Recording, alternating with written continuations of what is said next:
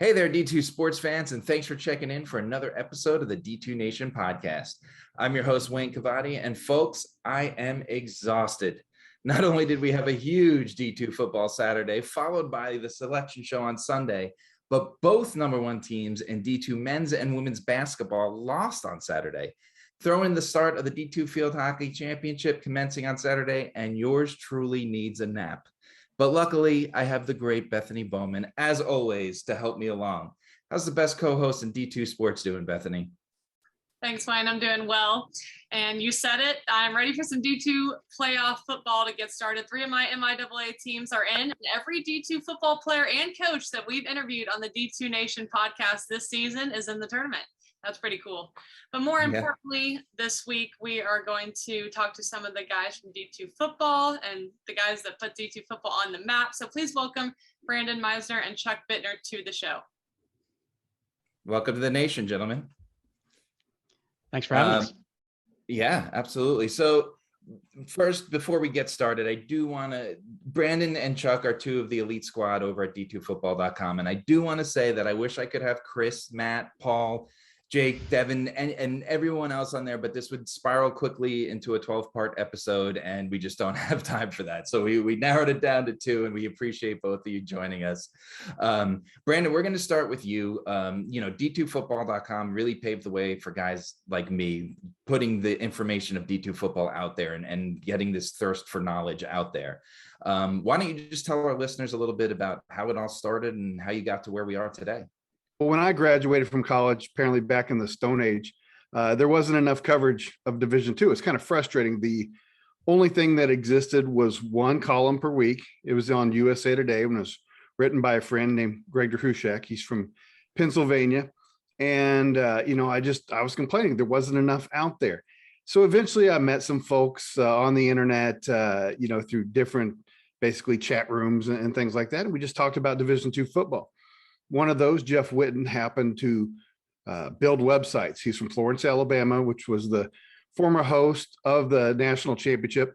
I mocked up what a site could look like, and I believe it was like in Microsoft Paint, something very rudimentary. And he said, let's build it. And I said, okay, let's do it. So it honestly kind of started as a joke. And then once we published, the first day had 900 visitors. We thought, hey, that's really awesome. What would it be like to have 2,000? And then the next day it was 2,000. And every time we wished something would happen, it did, until it was like, oh, I wonder what it'd be like to have 25,000. And then that happened. So it grew extremely quickly. 2,000 was, during the early years of the internet, the real internet that people were using. So it was an advantageous time. But that's what started it. Was basically it was a put up or shut up because nobody else was doing it. So I guess, we have to do it. When did the poll start? When did the D2 football top 25 start? It started immediately. Although we did it ridiculously at the beginning, because we only did a top 16. At that time, only 16 teams made it.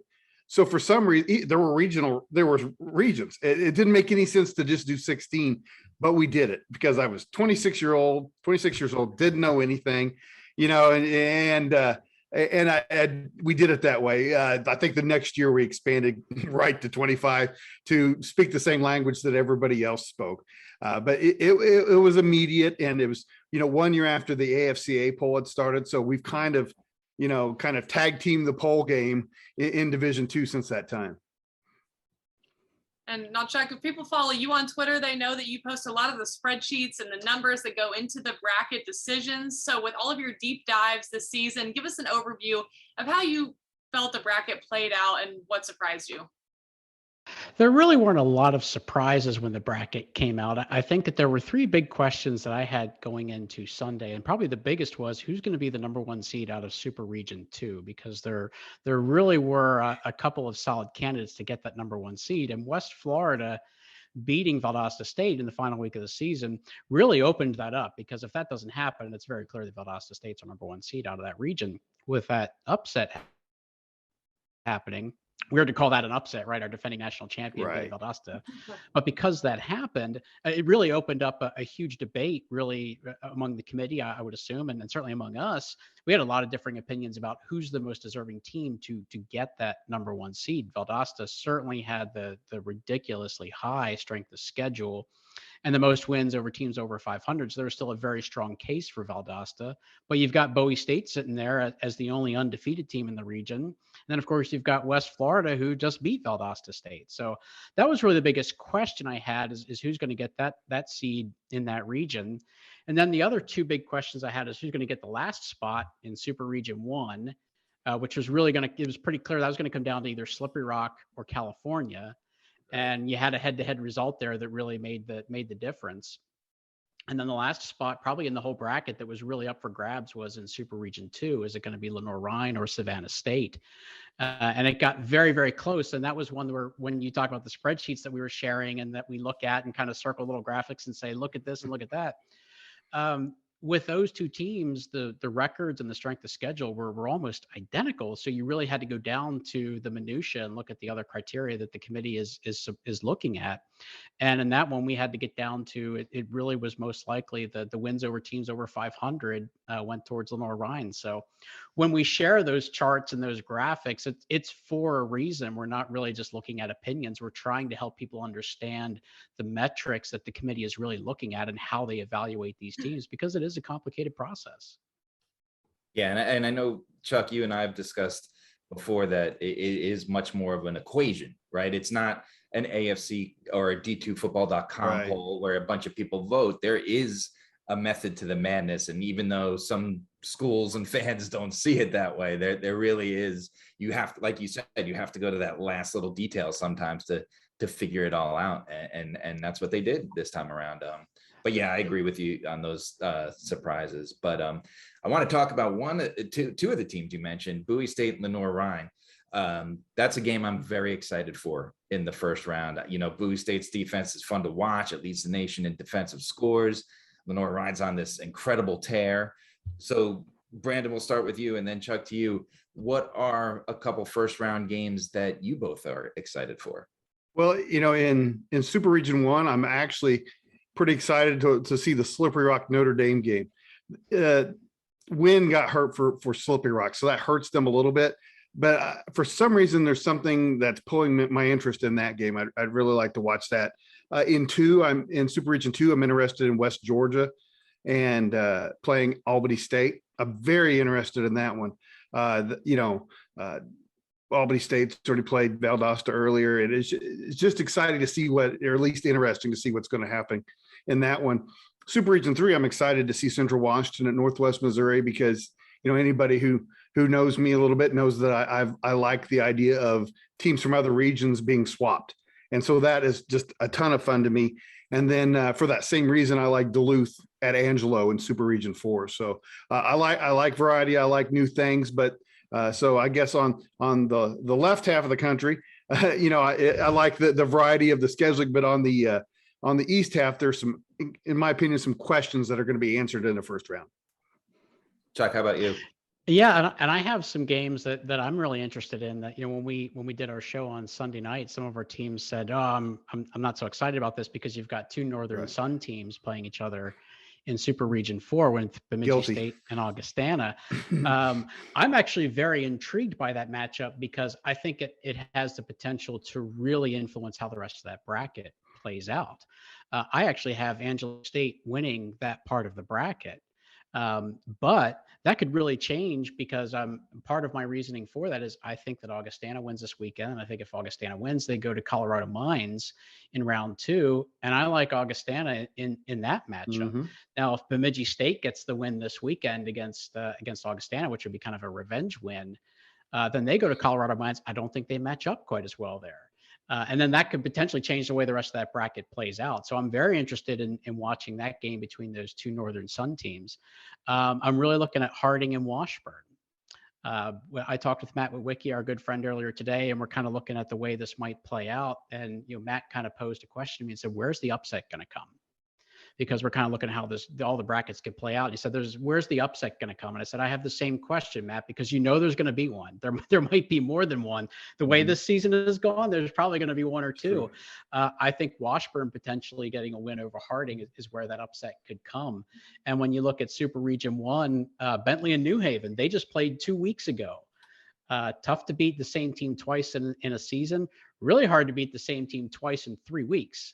So that's a really interesting one to look at. And then I agree with Brandon. I'm very interested in seeing West Georgia and Albany State. That Albany State defense is one of the best in the entire country, and I can't wait to see what they look like in a playoff game against a team with West Georgia's talent. I did my prediction bracket today for NCAA.com. It's going to go up tomorrow, but I'll give you a little spoiler alert. I have Bemidji State winning that game. In round one. Bethany, what are you excited for? I think I know where you're going to go, but which one are you excited for? Well, I was going to ask you guys, I want to talk about sleeper teams. And, when Wayne asked me to do this podcast, I told him, okay, but I'm not leaving my MIAA bias at the door. That's what I bring to the podcast. And, that's a credit to all you guys because you know everything about every region. I'll admit I am, pretty just familiar with the MIAA, being a former reporter for them. So I love that you mentioned, Chuck, the Washburn and Harding game. I think, Washburn coming out with that win wouldn't be a surprise to a lot of people. They were the only team to take down Northwest Missouri State in the MIAA. Is Northwest Missouri State, quite as good as they always have been? I don't know, but that was a great win for Washburn. Another maybe sleeper team, Nebraska Kearney, and it's just been really awesome to see the rise of their program because back in 2019, they made their first bowl game in, can't remember how many years, but a long time. And that was just, I talked to a bunch of their seniors and they were really emotional that day talking about just how big of a step that was for their program to go to a bowl game and get a win. And so now to see them in the playoffs, that's awesome. Josh Lynn was just named today the MIAA Coach of the Year. So I have a little bit of, I'm a little high on the MIAA teams, but there's obviously a lot of great matchups, I think, like you guys talked about. So I think it's just going to be a really awesome playoff. And I try not to make too many predictions. I know Wayne's going to make me today, but I just like to watch it all play out. What do you guys have any sleepers you want to throw into the mix that people are sleeping on? I'm not typically one that would pick sleepers or upsets. I tend to pick the traditional teams. In fact, every time I pick an upset, it goes poorly for me. But I honestly, if you talk about sleeper, sometimes it's ranked. I kind of looked at this, the thought of a sleeper, and I kind of looked at it as what team ranked the lowest that I think could possibly win the region, rather than being surprised. So sometimes it was a seeded team, sometimes it was not. And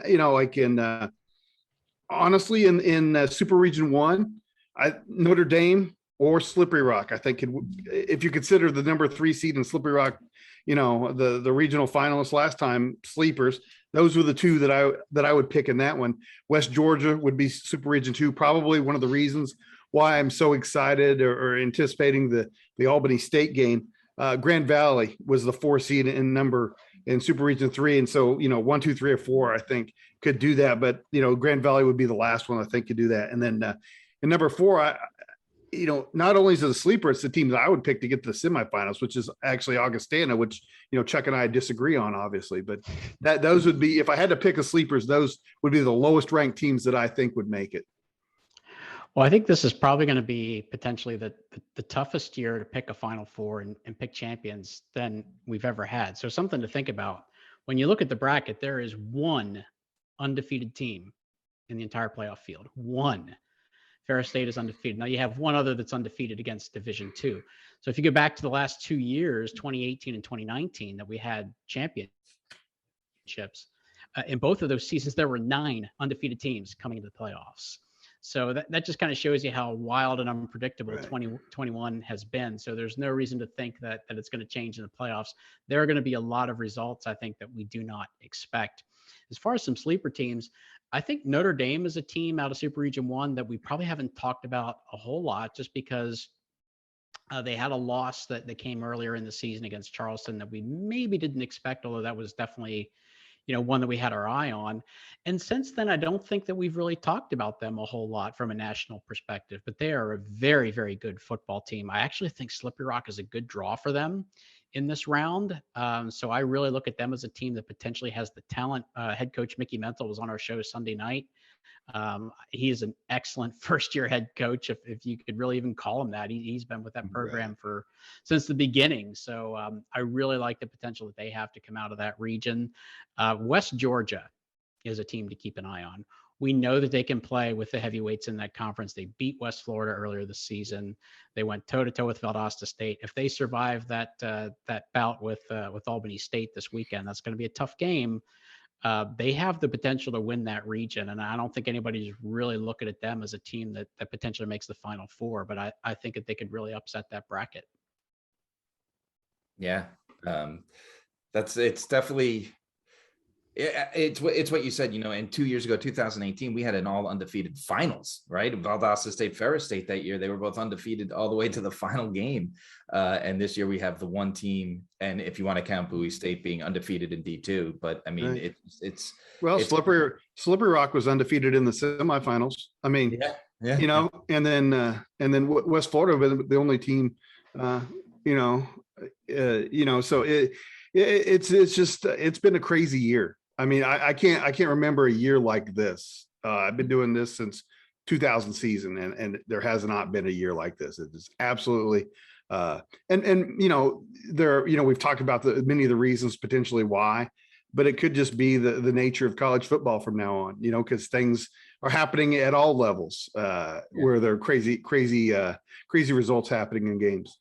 Yeah, it makes it fun for the writers too. We always have something new to say and fresh to write each week. So it's am I going to get an answer from you guys, like semifinal, like 4-team answer? Yeah, let's get 4 teams.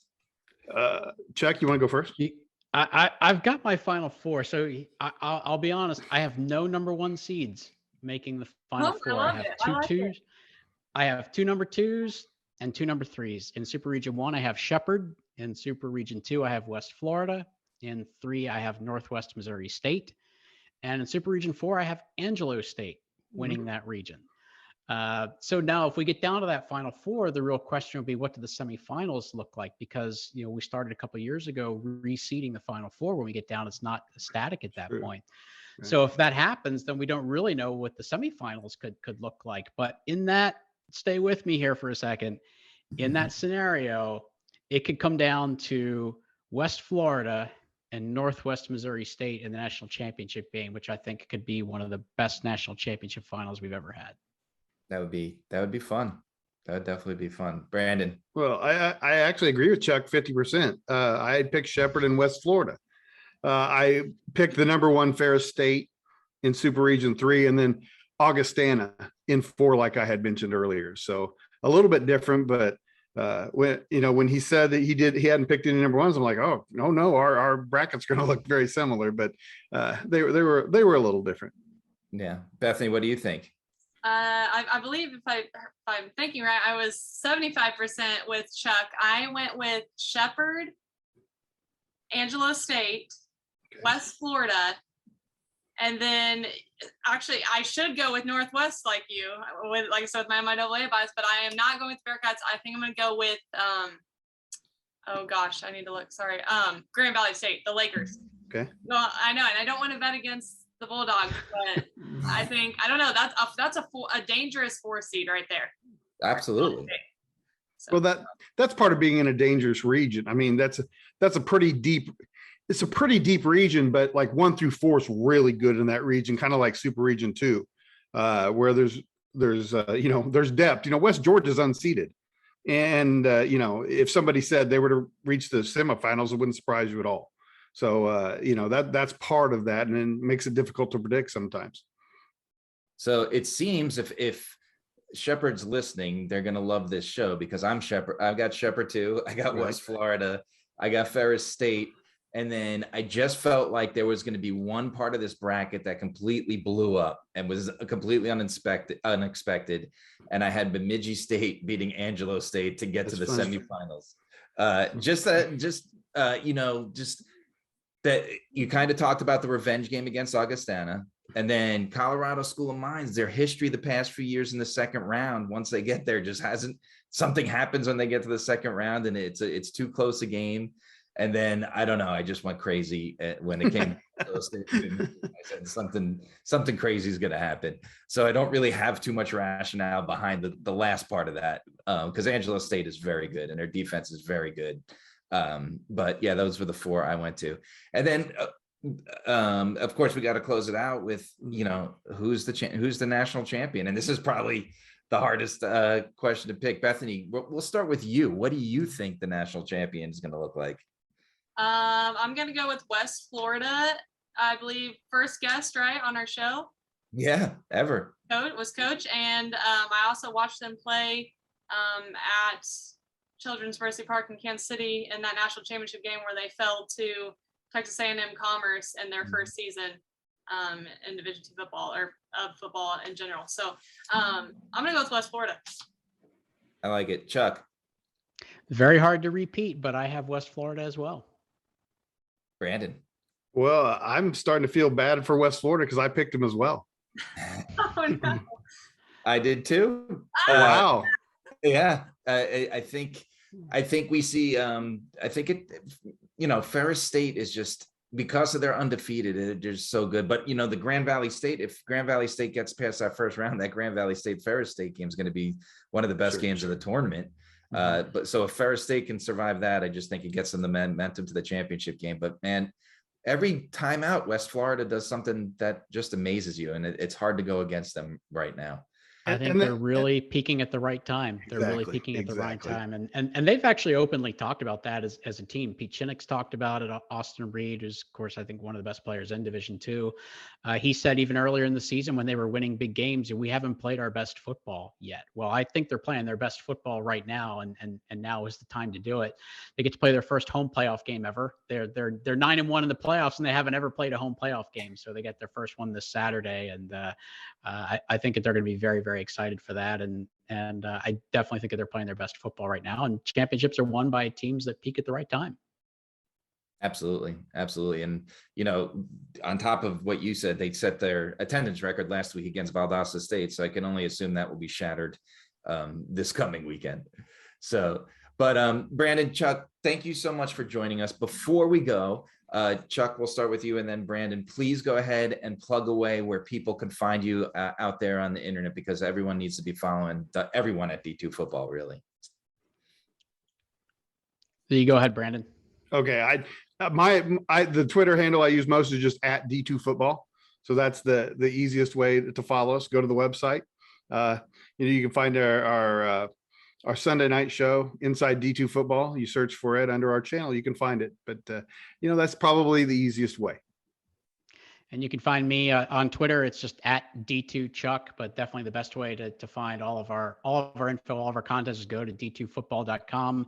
There's a lot more there than just myself and Brandon. We have a whole host of columnists for almost every conference, and there's going to be a ton of great info. Everybody's busy. Every conference is represented in this bracket. I don't know if we mentioned that, but all 16 conferences that sponsor D2 football are represented in this tournament. That's the first time that's ever happened. So there's going to be so much great content. So check out the website, read all the columns, and get the different perspectives. Yes, and please do definitely check out d2football.com. Definitely check out their Sunday night show. The Sunday night show is great. And don't forget where you can find us, ladies and gentlemen. We're on Spotify, Apple Podcasts, Google Podcasts, YouTube, and anywhere else you want to give a listen. So give us a follow, and we'll see you next week on the D2 Nation.